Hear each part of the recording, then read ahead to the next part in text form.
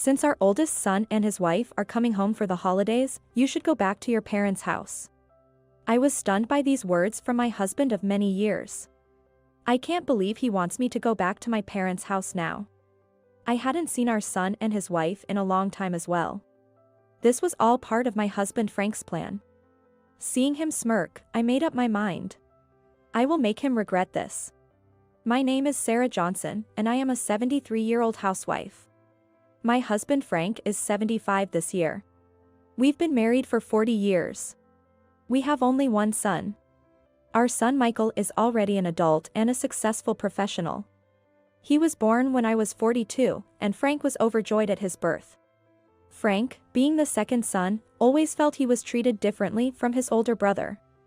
I recall that my late in-laws always favored his older brother, neglecting us. So, it was natural for him to dot on Michael.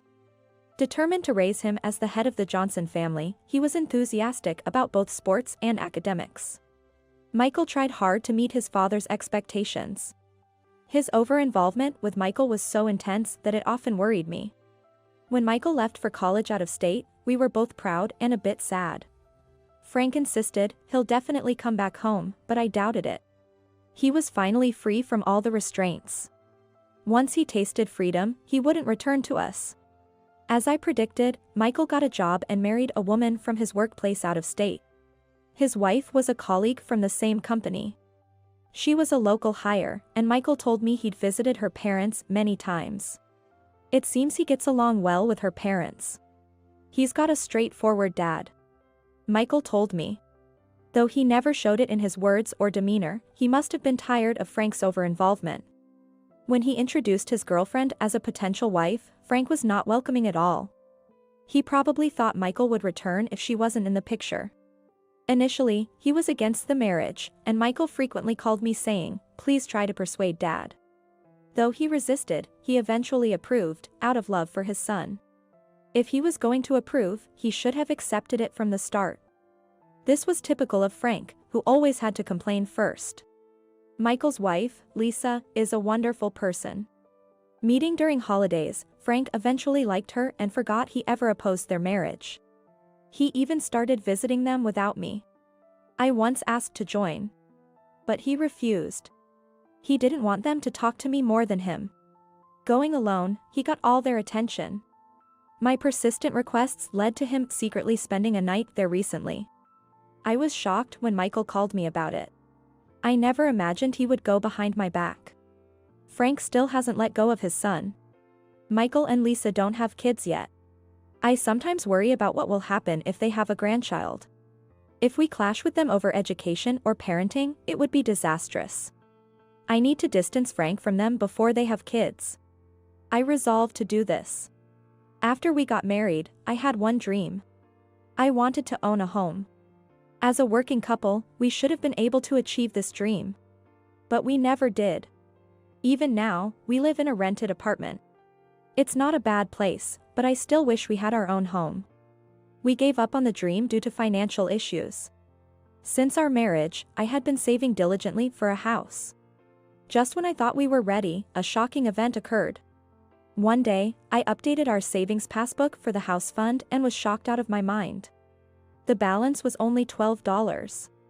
The shock was so great, I still feel a chill remembering it. I never want to relive that moment. I wanted to rush to the police for help but called Frank first. He casually said, "I used it to pay off some debts." I was speechless except for what? I didn't even know he had debts.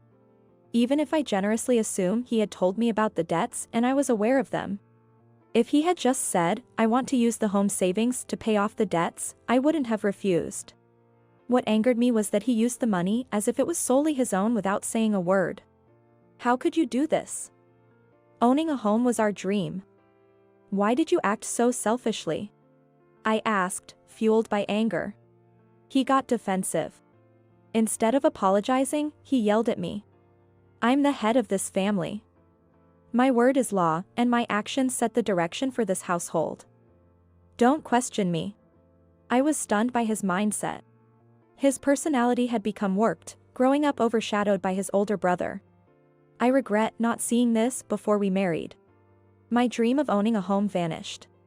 We remain in a rented apartment because I fear saving up only to have it spent again. His debts were due to gambling. He probably used the savings to clear all his debts. There were no more mentions of debts afterward. After the debt incident, he seemed to become more defiant. He constantly asserted his dominance at home, making it clear he was the most important and powerful. I had always respected him. Asking for more than that was unreasonable. Since retiring, he has had too much free time. That's why he started visiting Michael and Lisa. I worry that if he gets too bored, he might turn to gambling again. In that case, it might be better to let him visit them. However, I'm constantly concerned that he might be imposing them. Amidst these concerns, Frank said something unbelievable. Since Michael and Lisa are coming home for the holidays, you should go back to your parents' house. At the breakfast table, his words left me speechless. Seeing my reaction, he smirked and looked at me. What? Didn't you hear me? I said go back to your parents' house. To your hometown. What? Why do I have to go back to my parents' house just because they are visiting? My parents' house is an hour and a half away in the countryside. Both of them have passed away, and my sister and her husband are taking care of the house now. When he said he wanted to spend time alone with our son and his wife, I was dumbfounded. I was shocked to realize I wasn't considered part of the family. You haven't seen them much, right? If an annoying MIL is around, it'll be hard on Lisa, and Michael will be stuck between the two of you. Using such a selfish argument, he was trying to kick me out of the house. Maybe he was worried I might let slip about his gambling and debts. I thought it was incredibly selfish of him. Oh, and you don't need to come back. They might move in with me, so you'd be unnecessary anyway. That was the last straw for me. No matter how long we've been married, there's a line you don't cross. And he had just crossed it. All right, I'll go back to my parents' house. If they move in, I won't need my belongings here. I'll take care of them when I leave. I said this calmly and continued eating my soup as if nothing had happened. He responded with a hesitant, yeah, sure. Maybe he expected me to get angry or cry, but I'm not that kind of woman. Sorry to disappoint him. Better get started right away. I'll begin packing for my trip back home. Placing my bowl in the sink, I went to my room. Immediately, I contacted a certain company. I was determined to do this thoroughly. From the living room, I could hear Frank talking to someone on the phone. He was in a good mood, and it sounded like he was talking to Michael. Hearing him boastfully say, "You can come home anytime," annoyed me. He even said, "I've gotten rid of the nuisance." If that's how he wants to play, I won't hold back. I'm going to organize my things before I leave for my parents' house. The movers will be here soon, so don't be surprised. I called out from the living room entrance, and he replied dismissively, "Yeah." Right on time at 10 a.m., the movers arrived. "I'm taking everything I bought with my own money," I said. As I instructed the buyers and the junk removal crew, they started taking everything. Items that could be sold were sold, and the rest was handled by the junk removal team. The few belongings I had were entrusted to the moving company. Hey! What's going on? Seeing the workers arriving one after another, Frank was panicking. And he should be. Furniture and appliances were being carried out one after another. Even the Italian sofa he had been lounging on was quickly taken by the buyers. I was offered a good price for the items, and I agreed without hesitation. Even the recently bought TV was taken away. I believe the things I bought with my money belong to me, so I'm clearing everything out. His face changed color at my words. He finally realized what I was doing. But it was too late. The refrigerator, air conditioner, microwave, and dining table set. All bought with my earnings. Once everything was removed, there was hardly anything left in the house. I had always earned more than Frank when I was working. We can't live like this. I'll be embarrassed when they arrive. Put everything back. It was probably his last attempt to assert control. He ordered me around with a pale face, cold sweat dripping. I couldn't help but find it amusing. Don't be ridiculous. You're the one who told me to go back to my parents' house, right? I'm just taking care of my belongings before I leave. By the time I had seen off all the workers, the apartment was nearly empty. It felt like I had thrown away all our memories, but unexpectedly, I felt a sense of relief. Take care. I hope they are okay, living with you, I said, leaving him standing there in shock. I had informed my family, so my sister and her husband welcomed me warmly. They had placed my few belongings in my old room. I'll be staying for a while, I said. My sister, Emily, kindly said, you can stay as long as you want. I felt so relieved that all the tension left my body. I hadn't realized how stressed I had been. Over dinner, I told them everything that had happened. About Frank's debts and his worsening temperament over the years. When I mentioned he told me to leave because Michael and Lisa were visiting, Emily got angry on my behalf. Just seeing her anger lightened my heart. I think I want a divorce. It's a bit embarrassing at this age, but I finally voiced what I'd been thinking for a long time.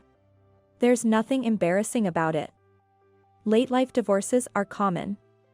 The sooner the better. Let's get you divorced quickly. She was more enthusiastic than I was. But she was right. There was no point in enduring any longer. I wanted to be free for the rest of my life. I needed to talk to Michael properly. With that in mind, I called Michael. Frank called him so often that I rarely did myself, feeling guilty about the frequent calls. Surprised by the rare call, he answered after the first ring. Mom, I heard you left from Dad. He said right off the bat. It seemed Frank had called him before I did. He apparently told Michael that I had left because I was upset about them coming home for the holidays, making it sound like I had left on my own whim. Michael said he sounded angry and self-righteous. He's twisting the story to suit himself again. I sighed. I then told him everything that had happened. I also shared the debt incident, which I had considered keeping to myself. This whole situation began with that debt issue. I worried that if I kept it hidden, Michael wouldn't understand my feelings. I see. Mom, you went through so much without me knowing. I'm sorry for not realizing. He apologized sincerely. Frank had badmouthed me every time he visited them. He told Lisa that he was tired of hearing from me every day that I didn't like her. He even made it seem like I was the one against their marriage. He had painted me as the evil Mil. No wonder Lisa didn't want to visit us. The reason they stayed away from home was because of his lies. Michael had never imagined his father would lie like that and had believed everything. He told me he had been prepared to confront me to protect his wife.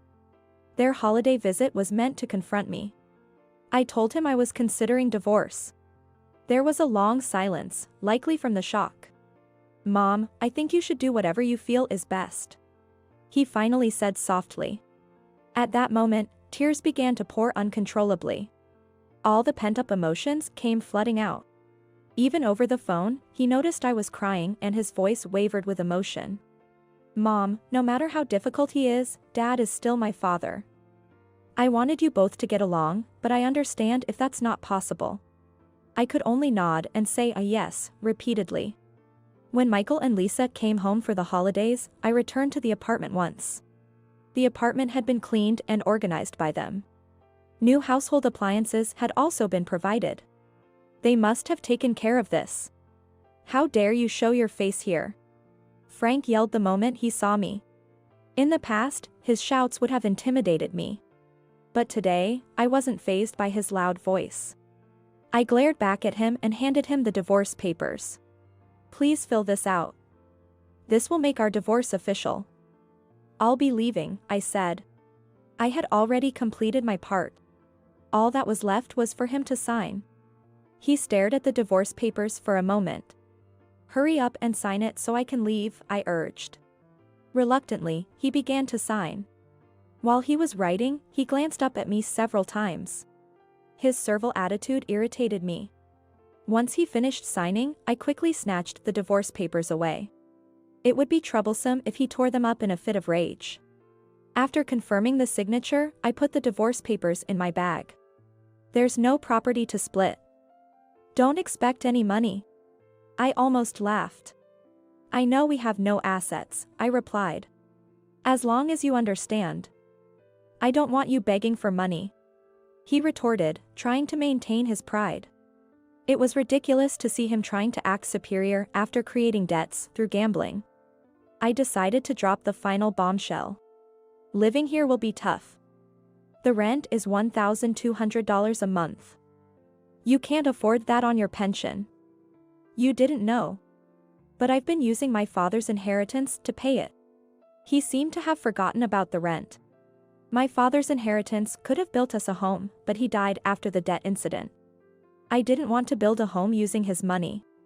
I wanted a home built with the money we saved together. If you had that money, my debts wouldn't have been a problem. You could have helped me, but you held out on me.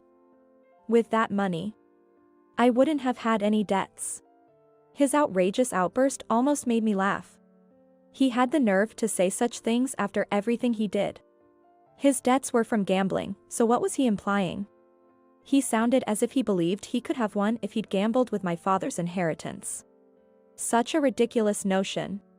Stop talking nonsense. Your debts were from gambling. Even after using the home savings to pay off your debts, are there more? I felt uneasy and asked him. He suddenly became evasive. This confirmed that he still had debts. I suspected he was still gambling, but to think he had more debts was unbelievable. I needed to finalize the divorce quickly. I stood up and headed for the door. Michael and Lisa, who had been silently observing, followed me. As I put on my coat, they offered to handle things from there. I looked at Michael. He smiled slightly, but his eyes were serious. Unfortunately, it can't be helped. I plan to put Dad in a care facility soon. It will keep him away from gambling, and he can make friends there, he said as I was leaving. He also mentioned that they would be moving out of the apartment soon. I was surprised because I thought they were going to live with him.